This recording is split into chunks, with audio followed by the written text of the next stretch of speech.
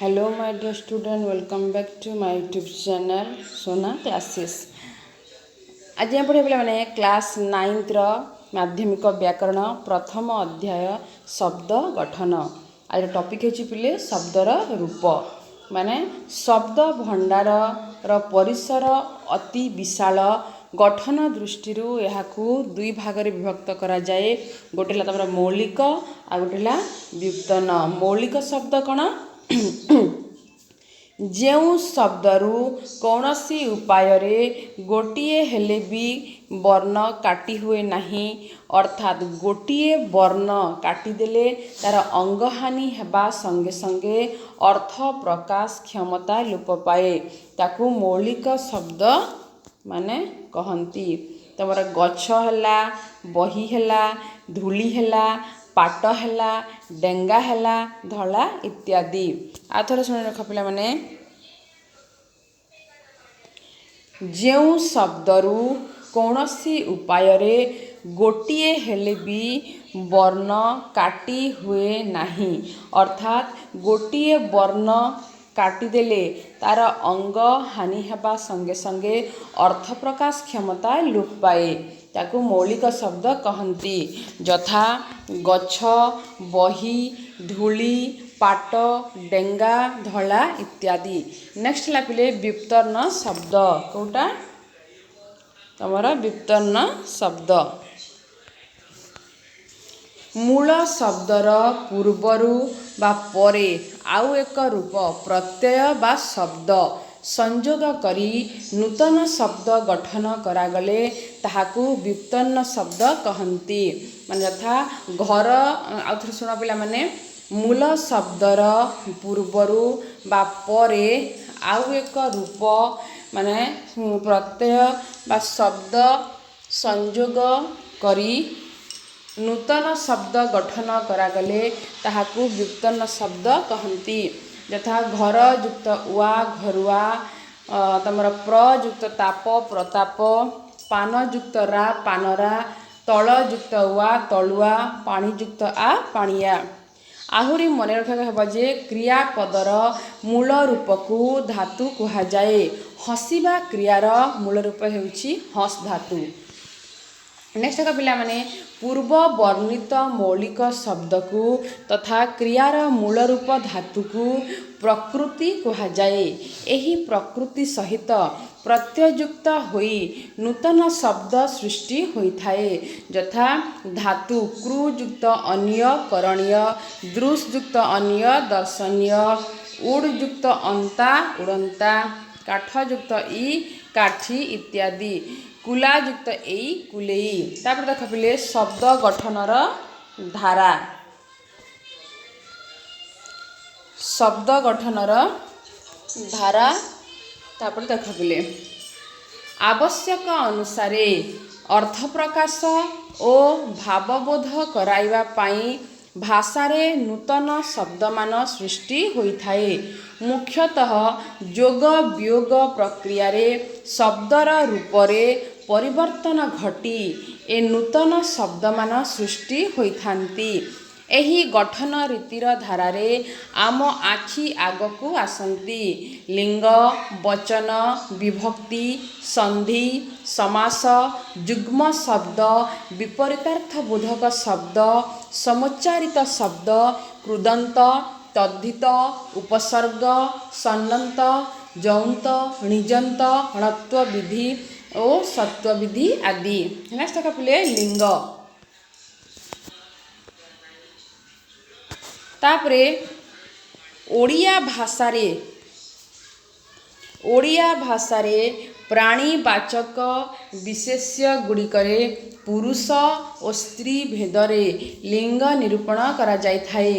ପୁଣି ଅପ୍ରାଣୀବାଚକ ବିଶେଷ୍ୟ ଗୁଡ଼ିକୁ କ୍ଳୀବଲିଙ୍ଗ କୁହାଯାଏ। କ'ଣ କୁହାଯାଏ ପିଲେ? କ୍ଳୀବଲିଙ୍ଗ କୁହାଯାଏ। ପୁରୁଷ ବାଚକ ଶବ୍ଦ ପୁଲିଙ୍ଗ ଓ ସ୍ତ୍ରୀ ବାଚକ ଶବ୍ଦ ତମର ସ୍ତ୍ରୀଲିଙ୍ଗ।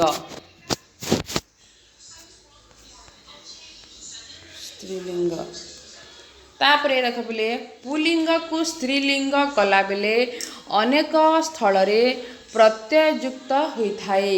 जेपरि बाघ शब्दटी हेउछि पुलिंग, एथिरे उणी प्रत्यय युक्त हेले ताहा हुए बाघुणी बा बाघर स्त्रीलिंग। निम्नरे केतेक तमर प्रत्यय युक्त होई स्त्रीलिंगर रूप दिया जाइछि। देख पिले पुलिंग स्त्रीलिंग आ प्रत्यय ई प्रत्यय आनी ओ आणी प्रत्यय। तापर देख पिले कोकिल कोकिला किशोर किशोरी मानव मानवी नर नारी नगर नागरी शिव शिवानी भव भवानी इंद्र इंद्राणी। नेक्स्ट लाभिले उली प्रत्यय तमर बेंग सॉरी पुलिंग स्त्रीलिंग। तापरे देख पिले बेंग बेंगुली बग बगुली। केतेक भिन्न शब्द द्वारा मध्य लिंग परिवर्तन हुए, यथा रजा राजा राणी पिता माता जनक जननी वर कन्या बा वधू स्वामी स्त्री। तापरे उभय लिंग क्षेत्र में कवि नारी कवि। देख पिले केतेक प्राणीवाचक विशेष्य उभय पुरुष और स्त्री को बुझाए। से स्थल रे लिंगभेद पाई अंडीरा और माई विशेषण पद संयुक्त हुए, यथा पुलिंग अंडीरा छेली स्त्रीलिंग माई छेली। सेहीपरि शब्द गुड़िक हेउछि भालू कुकुर बिराड़ी मूषा बाछुरी इत्यादि। आहुरी जानिबार कथा जे क्लीबलिंगरे कौनसी परिवर्तन संभव नुहे, तथापि बेले बेले पुरुष और स्त्री सूचक पद जोग करी पुलिंग और स्त्रीलिंग करा जाए।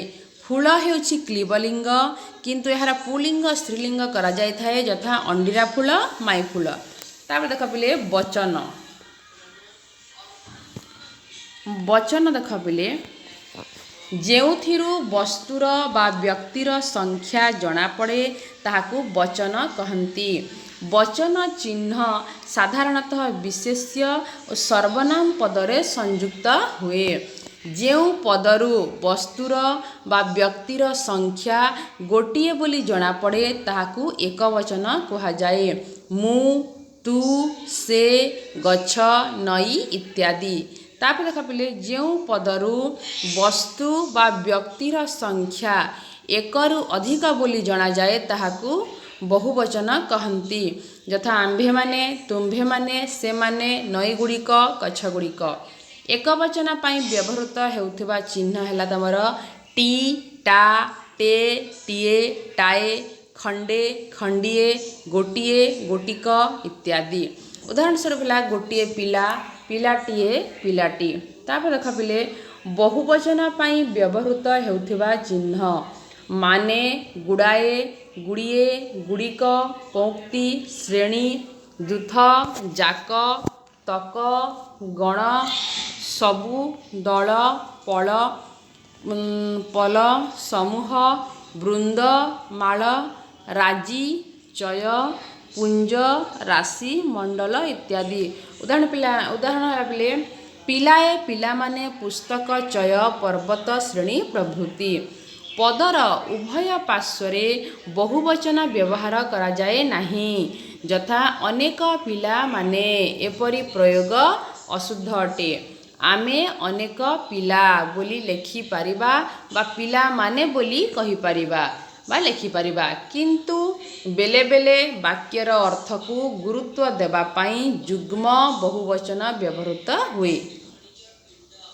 देख पिले सबु जाक घर सबुतक फूल एठारे सबु जाक तल हेउछंती गोटिए गोटिए बहुवचनर चिन्ह, किंतु एठारे दुई दुईटी बहुवचन एकत्र संयोग होई रहिछंती।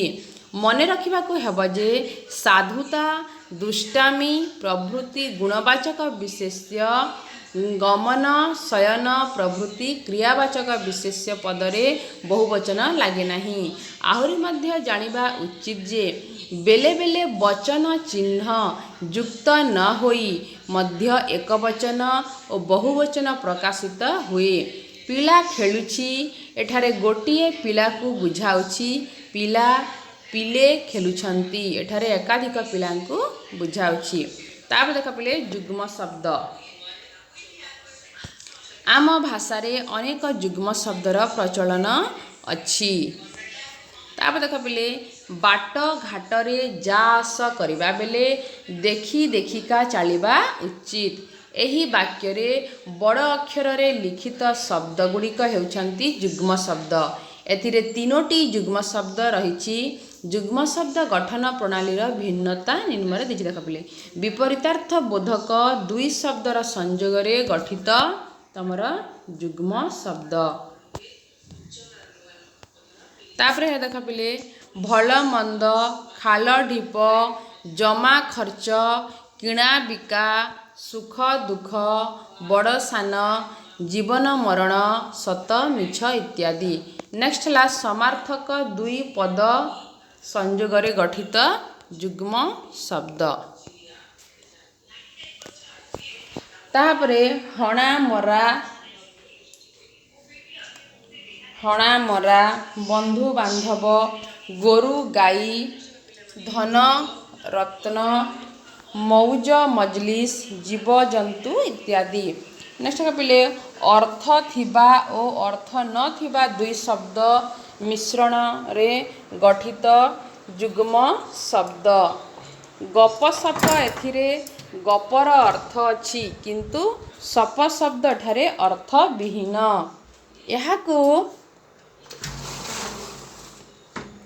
କଥାର ଲଥା ବୋଲି କହନ୍ତି। ସେଇ ଜାତୀୟ ଶବ୍ଦ ଗୁଡ଼ିକ ହେଉଛନ୍ତି କାମଦାମ, ବାସନକୁସନ, ପେଟ ପାଟଣା, ଘର ଫର, ବିକ୍ରି ବଟା ଇତ୍ୟାଦି। କ୍ରିୟାବାଚକ ବିଶେଷ୍ୟ ସହ ଅସମାପିକା କ୍ରିୟାର ମିଳନ ଯୋଗେ ଗଠିତ ଯୁଗ୍ମ ଶବ୍ଦ। ହଣାହଣି, ଲଗାଲଗି, ଲେଖାଲେଖି, ପଢ଼ାପଢ଼ି, ପିଟାପିଟି, ଧସ୍ତାଧସ୍ତି, ଶୁଣାଶୁଣି ଇତ୍ୟାଦି। ଦ୍ୱିରୁକ୍ତ ଶବ୍ଦ। ଦ୍ୱିରୁକ୍ତ ଶବ୍ଦ କ'ଣ ପିଲେ ଦେଖ ସମାନ ଶବ୍ଦ ଦୁଇଥର ପ୍ରୟୋଗ କରାଯାଇ ଯୁଗ୍ମ ଶବ୍ଦ ଗଠିତ ହୋଇଥାଏ। ଏଗୁଡ଼ିକୁ ଦ୍ୱିରୁକ୍ତ ଶବ୍ଦ କୁହାଯାଏ। ଝର ଝର, ଛଳ ଛଳ, ଧୂ ଧୂ, ପେଁ ପେଁ, ଆପେ ଆପେ, ସିଧା ସିଧା, ବାଟେ ବାଟେ, କାନେ କାନେ ଇତ୍ୟାଦି। ସମୁଚ୍ଚାରିତ ଶବ୍ଦ ଦେଖ ପିଲେ କେତେକ ଶବ୍ଦ ଅଛି ଯାହାର ଉଚ୍ଚାରଣ ସମାନ ଥିବାବେଳେ ଅର୍ଥରେ ପରିବର୍ତ୍ତନ ଘଟୁଛି।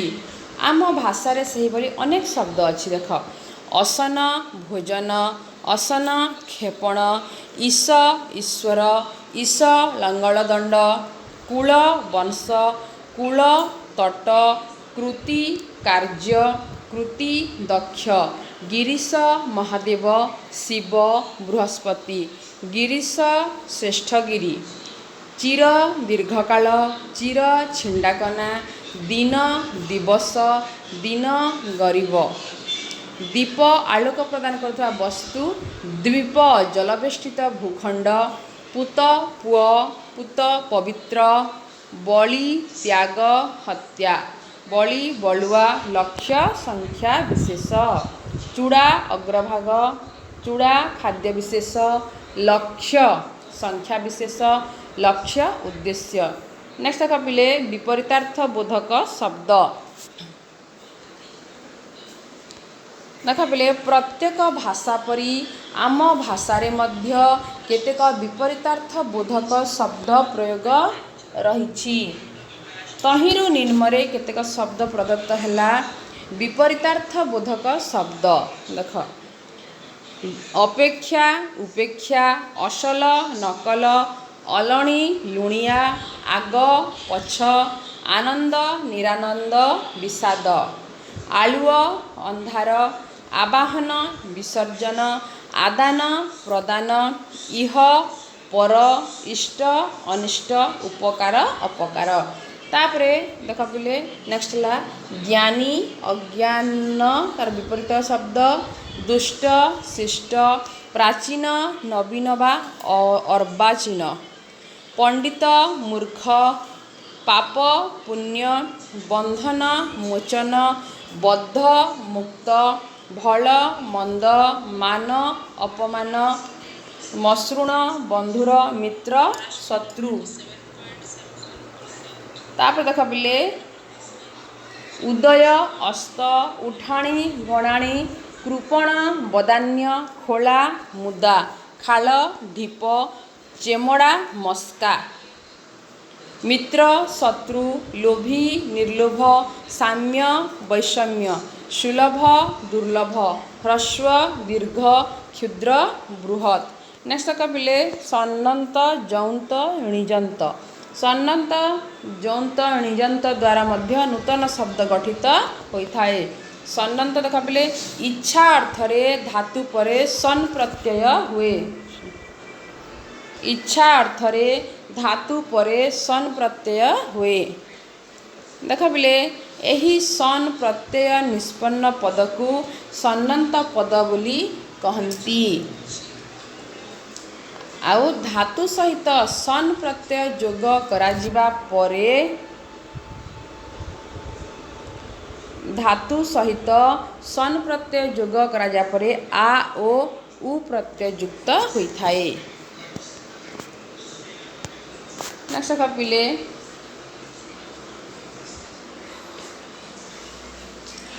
धातु और प्रत्यय सन्नंत पद माने पीबार इच्छा पा युक्त सन युक्त आ पिपासा। जय करिबार इच्छा जी युक्त सन युक्त आ जिगिसा। शुणिबार इच्छा सेवा करिबार इच्छा श्रु युक्त सन आ युक्त आ शुश्रूषा। लाभ करिबार इच्छा हेउछि तमर लव युक्त सन युक्त आ लिप्सा लाभ करिबार इच्छा। भोजन करिबार इच्छा हला भुज युक्त सन युक्त आ बुभुक्षा। जानिबार इच्छा ज्ञा युक्त सन युक्त आ जिज्ञासा। पठन करिबार इच्छा पड युक्त सन युक्त आ पी पठिसा। गमन करिबार इच्छा गम युक्त सन युक्त आ जिगमिसा। तापरे जौंत देखा पिले आतिशर्य बुझाइबा पाई धातुरे जौ प्रत्यय जोग करा जाए। जौ प्रत्यय निष्पन्न धातु को जौंत धातु कहा जाए। माने एथिरे मान प्रत्यय युक्त होई शब्द गठित हुए।